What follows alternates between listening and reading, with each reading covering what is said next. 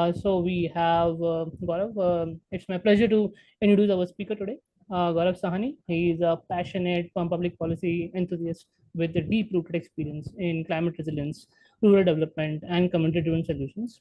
He is currently serves as the engagement lead at climate risk and adaptation team at the council, where he works at the intersection of research, stakeholder engagement, and policy partnerships. From working in some of the India's most remote and underserved villages to leading capacity building efforts with UNDP and CSR initiatives really brings a lot of depth. He has a rich blend of experience as well as policy insights, and he's also a SBI Youth for India Fellow and holds multiple degrees in geography, GIS, something very relevant, and is committed to bringing the change at the grassroots. So let's welcome Gaurav Sahni and let's have the session on how to build a high impact career in public policy. Gaurav Sahni, please, we welcome you to our session and we would be happy to take it forward.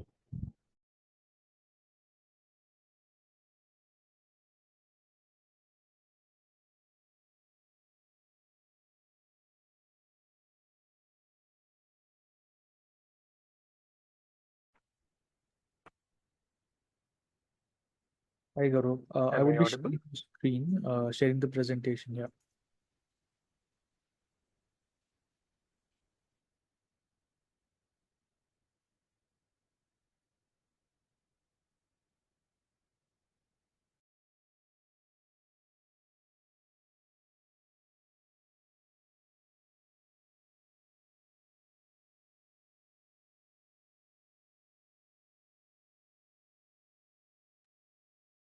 So, am I audible, Shantanu?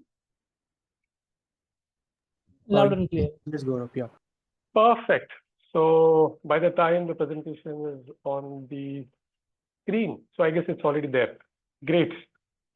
First of all, I would like to thank each one of you who has been working to make sure that this fellowship is a successful uh, uh, part for the individuals, those who are working and those who plan to work in this domain. First of all, congratulations to each one of you as well, those who are a part of this successful second cohort, I think if I'm right. So I will jump into the part of this discussion where I really want to understand each one of you, first of all, like who all are interested to work in this climate space or who are not, who are just here to understand what is it all about. Just 2 pointers initially, if anybody has for me. Any volunteers?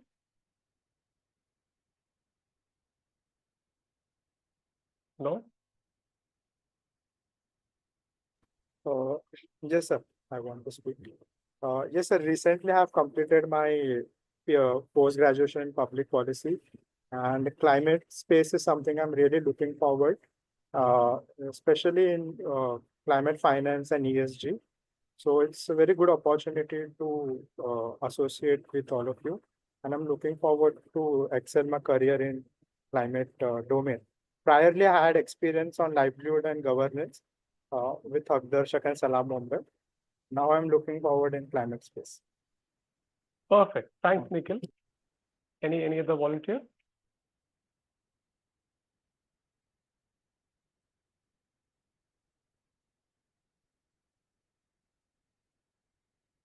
No. Okay, I understand. Shantanu, can we start the session or shall we wait? Just trying to understand the field.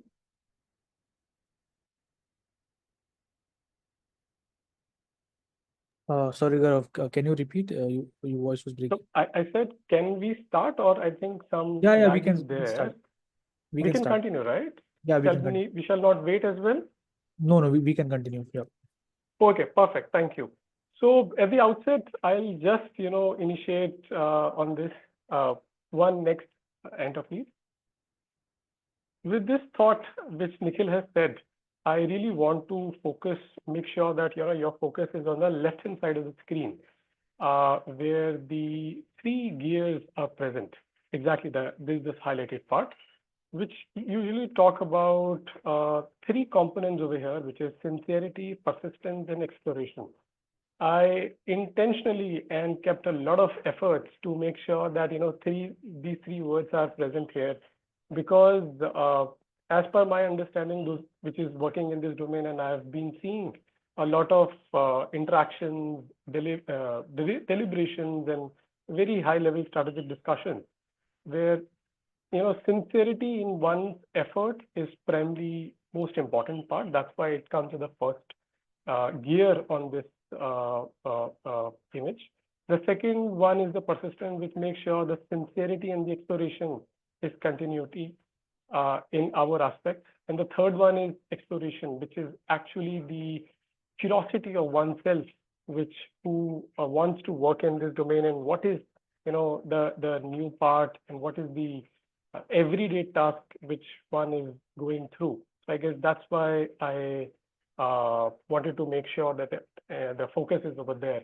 And with this approach, I really want to begin that thank you for hosting me over here. And I have been working with CEEW for past almost 3 years, and almost near to 2 years, I am working with the Environment and Climate Change Department, Government of Maharashtra as well, where I have been working at the front of the State Climate Action Cell, along with the Directorate's office, where we make sure that whatever we are discussing in the state's cabin, make sure it comes on ground with a policy and some real effort. Thank you. Next slide. Yeah. So after understanding what we are doing and why we are here, I really want to understand. You must have seen that every other day in newspapers we are reading some calamities happening on one part of the world. These days, heat waves are quite prominent in India and various parts of Maharashtra as well, where IMD is giving alarms and early warnings, and other parts as well. And in a few weeks' time from today, we will be having early warnings for cyclones, a risk for precipitation, undulated rain. So I really want to understand, can you, any other, one more volunteer once again, because I really don't want to be in a setup where I am just talking. Rather, I want to understand from both of you meaning like both the parties will have a discussion, so that we'll try to make this really happen in a positive sense. So can anyone say these two quotes which are written on the top side of the screen, what is it all about, and what they are talking about? Can anyone say? Or किसने दिया है? Make sure, in fact, that part as well. Who said this? Any volunteer?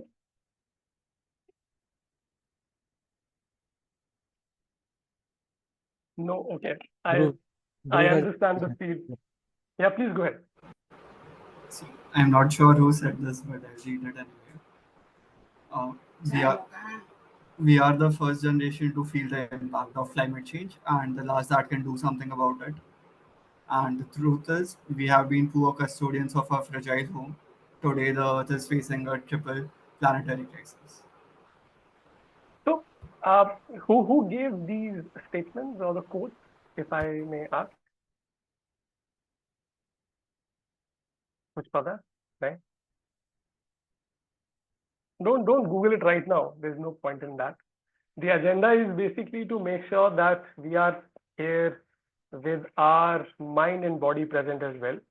And I really want to talk first of all on this slide on these 2 points. These are basically the quotes which are given by the famous personalities in the world.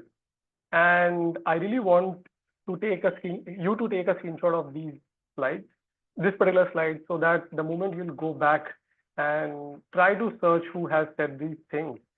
And trust me, with that curiosity, which I have talked about 5 minutes back, and the agile atmosphere where we are right now, along with the persistent effort when we search, with this approach, we will be having our career, or rather approach in climate policy space in true sense. Okay, next one, please. One more. One more.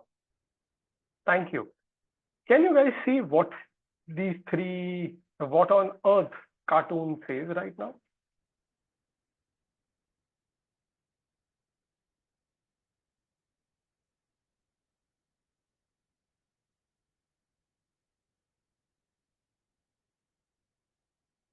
So the first image talks about, now we see the evidence.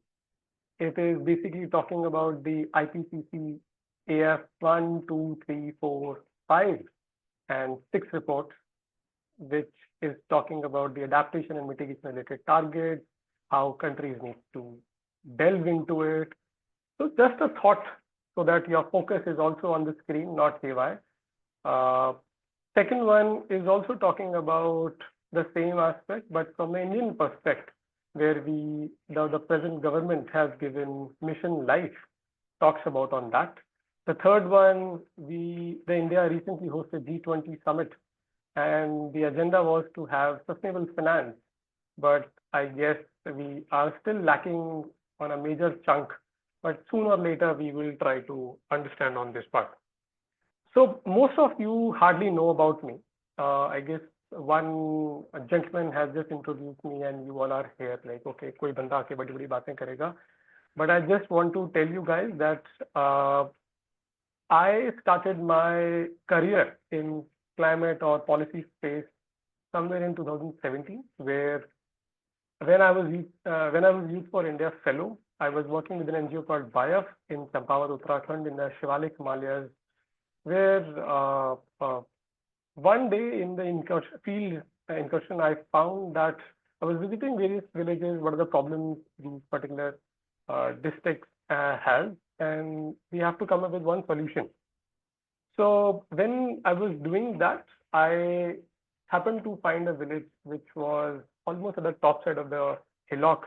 And when my local mentor took me there and I was having some interactions with the village sarpanch and other people, I got to know that on the hind side, there was a woman who was walking up the hill with almost over 6 to 7 months of pregnant tummy. And she was having a water bucket on her one hand and one bucket on her head. And when I saw that moment, the same picture is still in my eyes. And when I saw that people are living in this setup in 2024, 23, 2017 as well. And when I got to know that what is the situation behind, when I talked to her, I got to know that she is pregnant and she does not have water supply in her home. And she is living alone because her husband is a laborer who's working almost 70 odd kilometers from this place. And she has to clean herself. That's why she is taking the bucket from down to up. And she has been associated with a community where people do not interact with other communities often. I don't want to talk about it more, but when I saw that particular thing and that impression stayed with me. And at that moment, I realized that I have to work something or the other, not just for this domain, but in fact for communities, whatever way I can do that. And I must tell you that I started working since then. And I have been privileged so far that I have been experiencing various aspects of not just climate impact, but also the policy impact. Will we be diving very shortly in a few minutes time from now. So yeah, next please.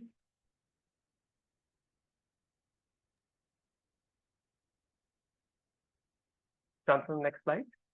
Yeah, perfect. So what is climate policy, if I may ask? Can you go back, please? Sorry, one back. Back, yeah. Thanks. Yeah. Can anyone say what is climate policy?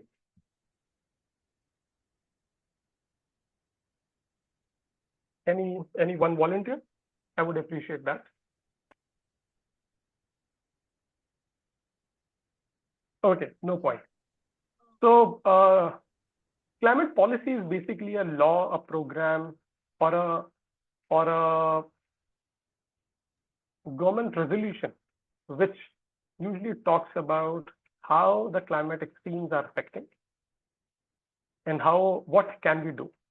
The community well-being, as in like what would be the solution centric for community well-being, with the aspects of state and non-state actors. State and non-state actors are basically the government bodies, national and state governments, and also the institutions like think tanks, research institutions, NGOs, those who are working on this particular aspect. Next, please. And the agenda is to focus on the climate action. That is the only aspect of climate policy. Basically, we have to come up with some climate-oriented actions which would be focusing for community well-being. Next, please. Yes, so the entire gamut of discussions what we will be having, in fact, at India level or the state level, usually one has, are dependent on three components. The first one is the Paris Agreement. We all know about it. The second one is Sustainable Development Goals 2030, the target, the 17 components, we all know about it as well. And the Sendai Framework on Disaster Risk Reduction. We also know about it. If you don't know, I must tell you, take a screenshot and start working on that part as well. Thank you. Next slide, please. Great. So why is climate policy matters to us? मेरे लिए तो इसलिए क्योंकि मेरी रोजी चलती है. I am getting my food from there.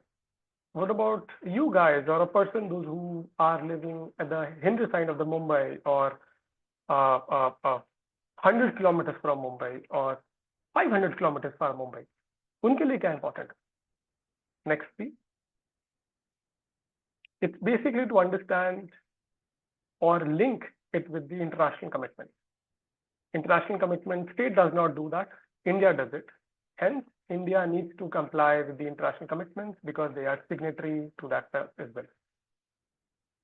Based on that, India also has some national commitments which the state needs to adhere to and also accommodate the local needs, because the rise in climate extremes are quite prevalent, not in just Maharashtra, but other parts as well.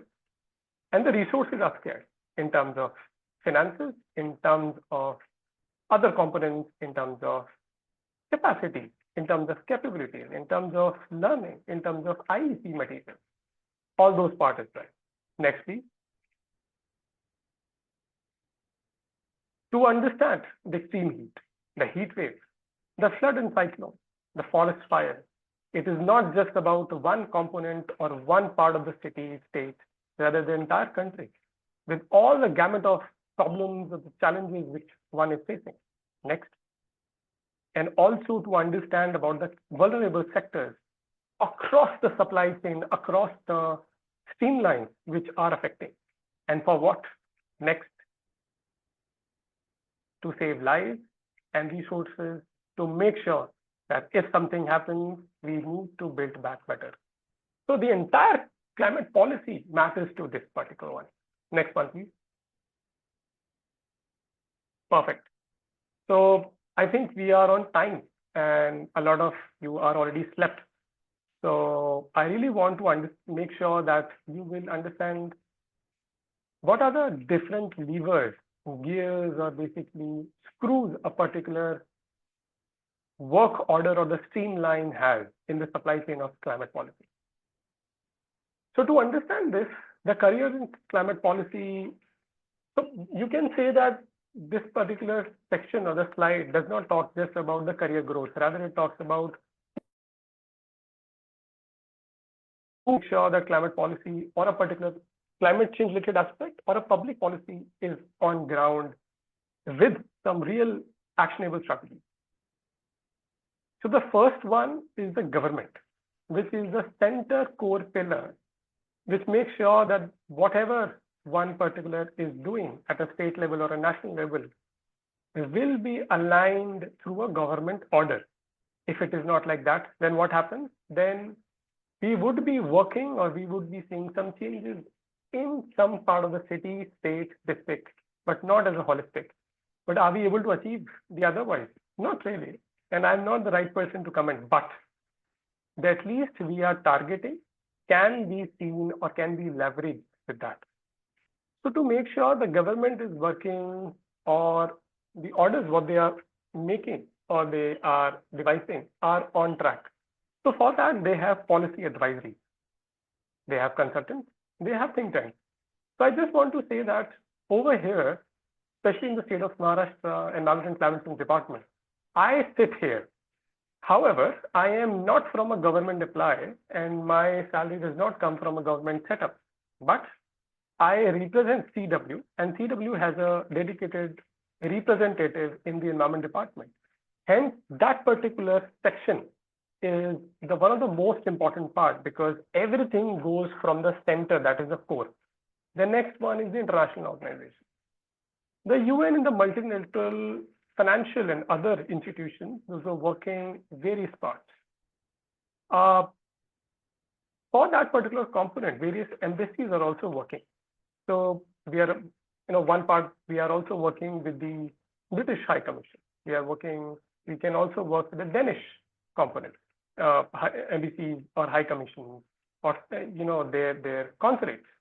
So many a times these international multilateral or bilateral organizations, they also have their agendas to make sure that climate component, whatever they are doing, they are working in the particular state or a region, needs to be aligned with their soft and hard power. So international relation also plays over here. So the third pillar is basically the implementation organization. One can also join the NGOs, trust foundations like Tata Trust. They are working extensively, like Pani Foundation, like Bias, like Seva, like Gunj. Other components and other NGOs are also working on these parts.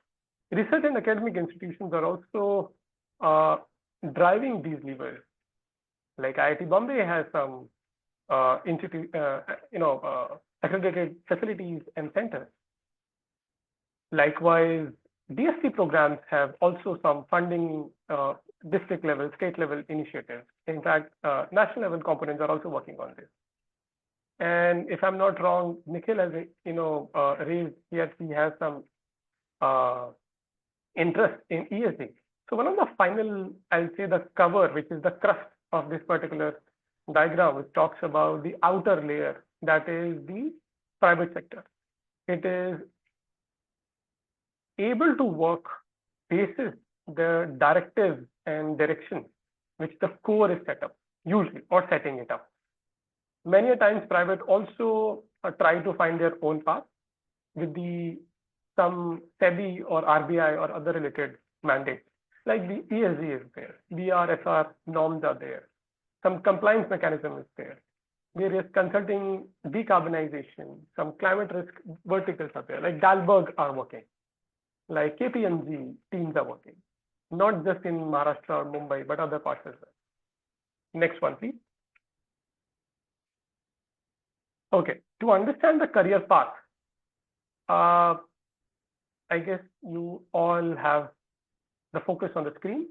The first component is basically if anybody wants to get into this domain, not just about CEEW, I'm just talking about in general, how the trend, the trajectory goes.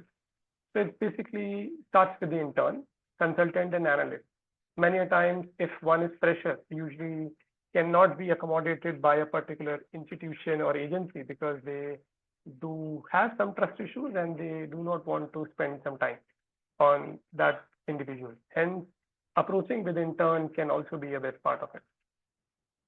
Then the consultant, then the analyst. So overall, 1 to 2 or 3 years of growth phases are there in each and every job role till associate. So I'll be talking in detail about that as well.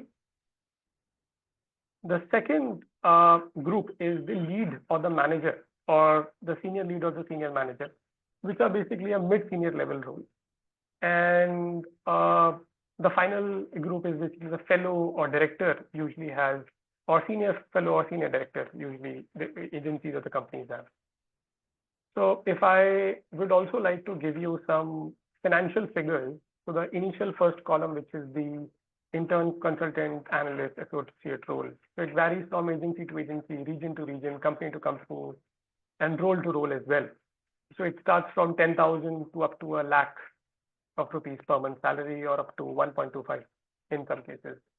Then from lead, so it starts from 1.5 lakhs or manager to around 2.5 lakh rupees per month.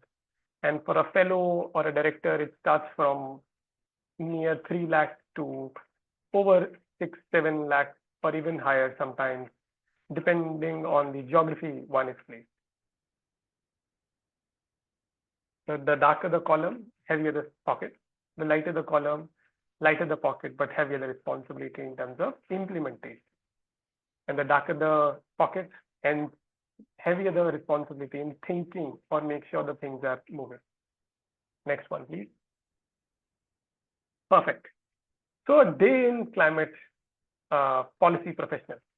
So I will be, so I have been seeing this across domain because I have been working with various agencies as a consortia partner. I have been working in various verticals, not just at state level, but also at the national level, sometimes at international level, also at a city or district level as well.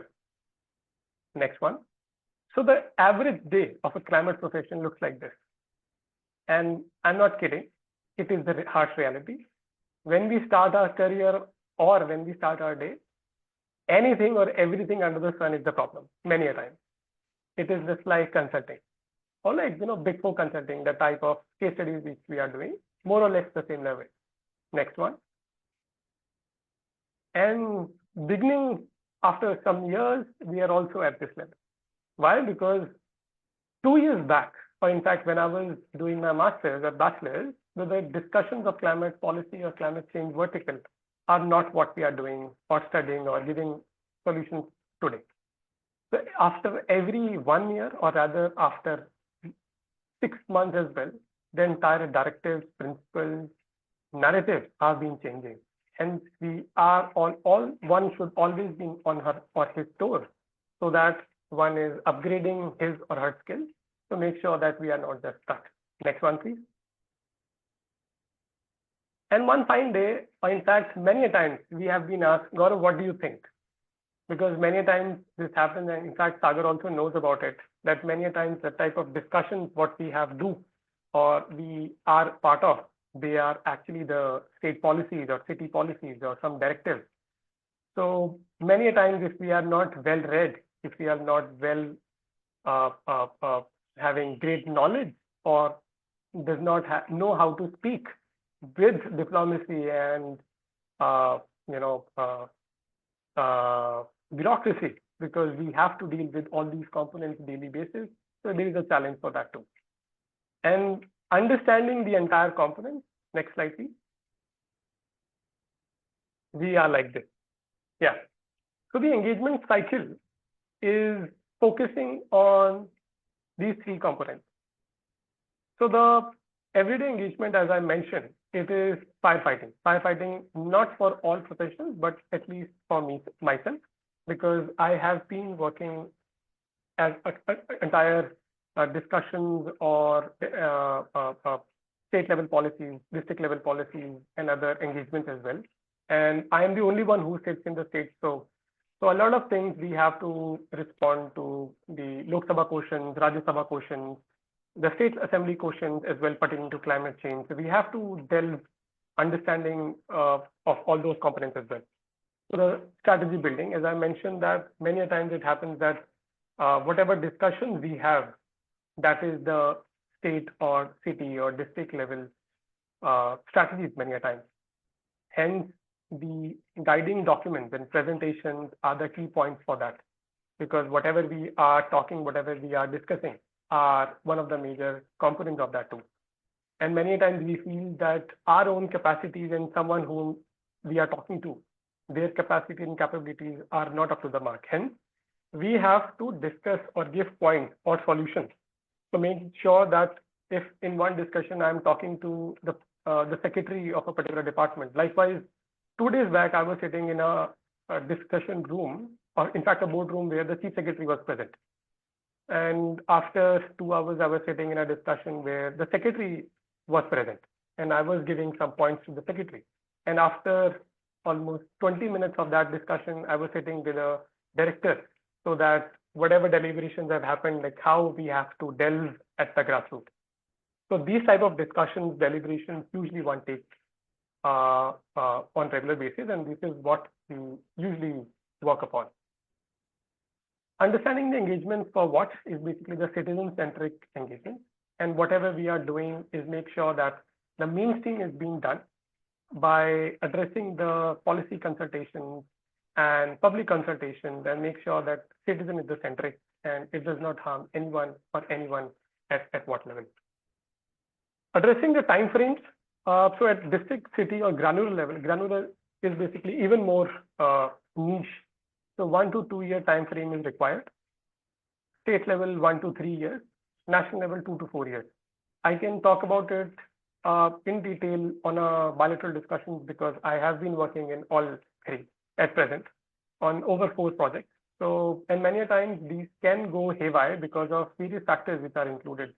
Could be data availability, because climate data is usually scarce and we have to get some very high level, high projected, high sophisticated, in fact, highly sophisticated data set. And for that, we need to get some bureaucracy routes, and for which various lobbies are also present. And I'm truly talking about it because we have been facing, one will be facing, then we will be diving into deeper on regular basis. By also the SOPs and protocols many times are also there. So that's why the time frame is there. Next one, please. Perfect. So we are almost at the second last slide right now. Last slide is nothing, to be very honest. So this is the last slide where I want to discuss for 5 minutes, like on how, what, where of the climate policy space. So there is no such background which is required for education. I am from a geography honors and I did my MSc GIS and remote sensing, and I am leading engagement for a particular think tank, which is one of the leading Asia think tank, and I have been engaged with the government. Did I do anything for that? No. Just the exposure and experience and some concepts which I have been learning and I have been brushing was helpful. So, but climate public policy degree certification, especially economics, because a lot of data crunching analysis is required. Environment science, because climate is related to environment science backgrounds are very important. Social sciences, law, engineering background as well, because if someone is working in circular economy vertical, or someone is working on the advocacy vertical, so law and engineering domains usually work helpful for that. Skills required is policy analysis, data, crunching, communication, stakeholder engagement. As I mentioned that as an individual, who, not just me, in fact, every one of us needs to know, those who are working in this domain, what to say, where to say, and how to say. It means a lot because I can present a particular sentence to 4 people. One is a layman, another one is a sector expert who is an IIT professor, and also one is a climate policy advocacy leader, or someone who is a seasoned administrator who does not know about the domain, but he or she wants to understand what needs to be done. So such exposure or experience is required for that part. So various fellowships are on this domain. So at present, I am talking to the people or the cohort which is in Mumbai. So I'll say CM Fellowship for Maharashtra. I am not boasting, but the application is still open for that. And it gives a great leeway, in fact, whoever wants to work in this domain. And less than the age of, I guess, if I'm not wrong, 28 is the right age who can apply. And they directly work under the guidance of the secretary, principal secretary, or additional chief secretary of a particular department. And there the exposure and the learning curve is J. You learn a lot, you explore a lot, and we slog ourselves. I've seen people, because I have a lot of friends in the previous cohort, those who have been slogging like left, right, and center, like Mitra, Metri, other agencies are also there. I'll not go further fellowships because you all know about it. Internship is basically if someone is a fresher, wants to understand and get a feel. So I'll say that get a hold of top tier institutions so that you have some credibility. the spikes are there on your CV. Like Niti Aayog often has, internship opportunity, like Mitra, METI, UN agencies, UN volunteership. Maji Vasundhara Abhiyan is also there, which is a flagship program of Environment and Climate Change Department. I'm not saying that these are the only opportunities. I'm just saying that because I'm not a spokesperson to any of these agencies. Networking and mentorship meets are very much important. I guess a lot of your leaders, those who are present and those who have been leading this initiative, are a part of various international commitments as well.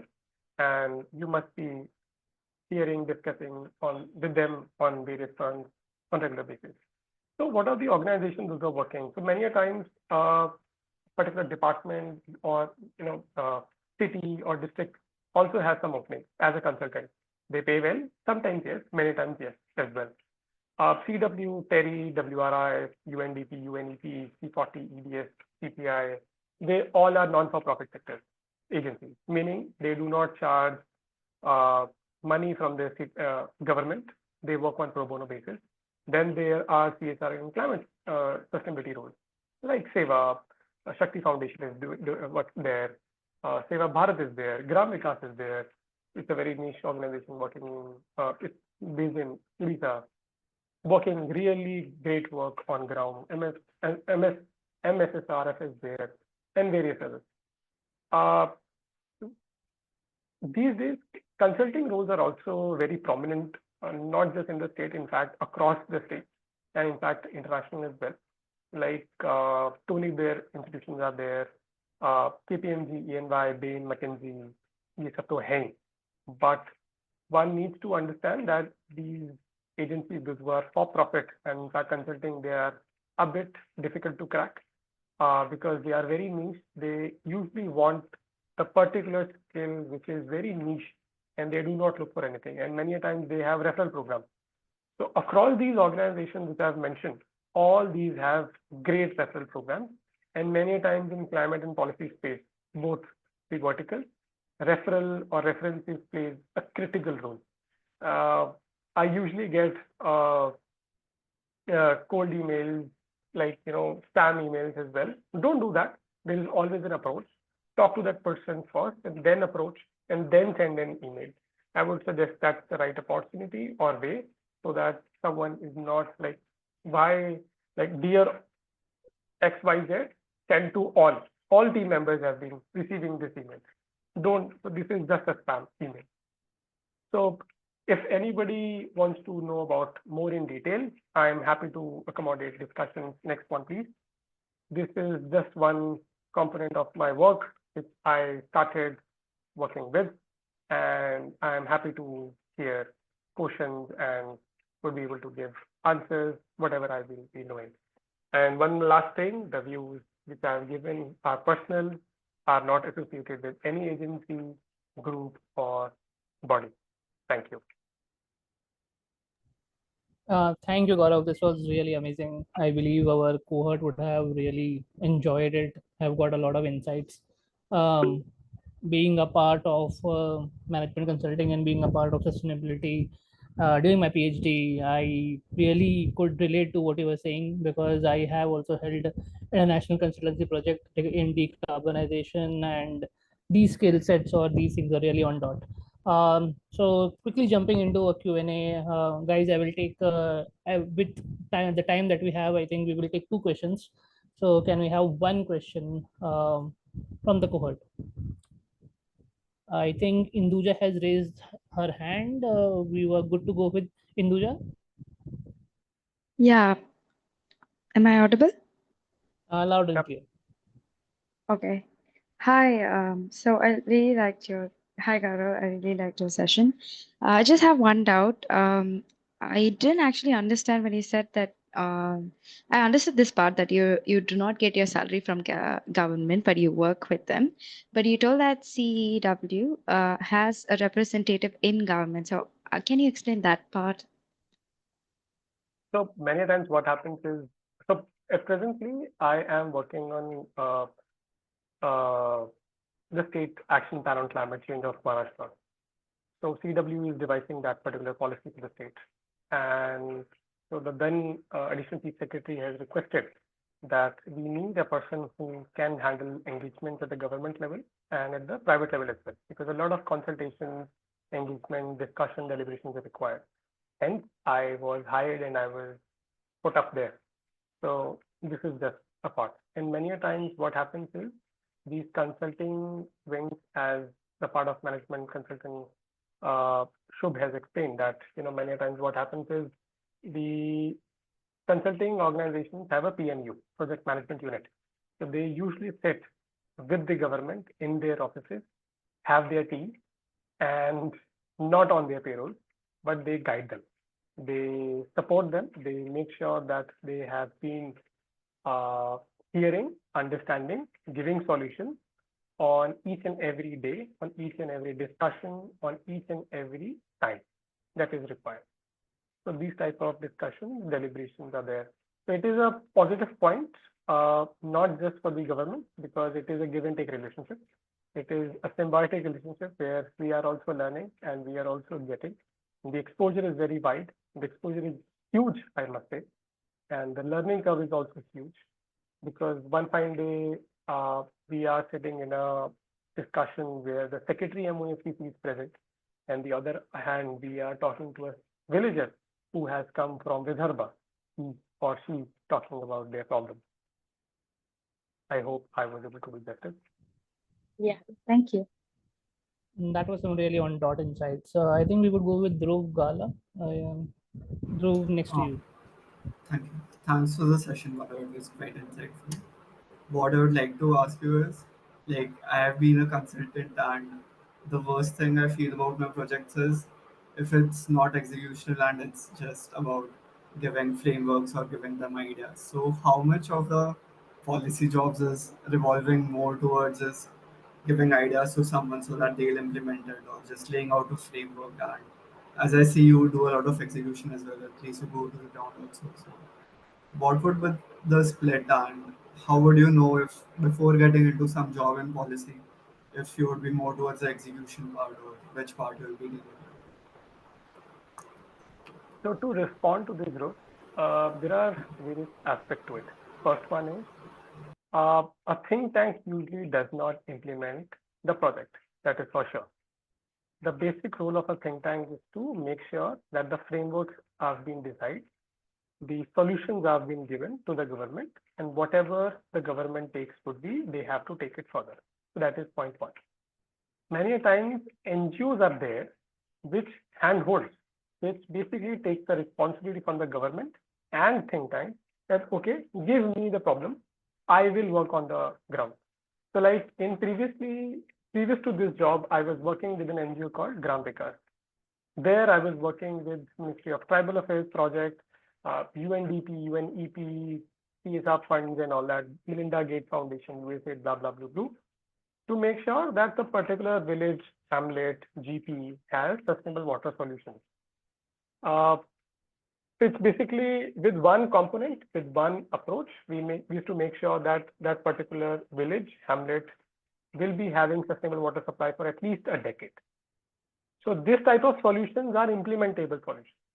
So usually think tanks does not work like that. So I'll just give an example, Aquadam, with an institution. Aquadam does not go on ground, take the responsibility and work on ground. वैसा नहीं होता.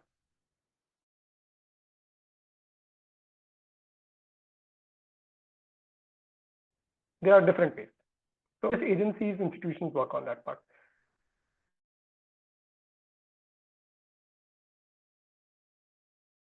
From the implementation side, and presently I am on the research side. So according to me, and I am now trying to work on both the sides. As we have worked on to devise the state action plan on climate change, now I am working to implement the state action plan on climate change.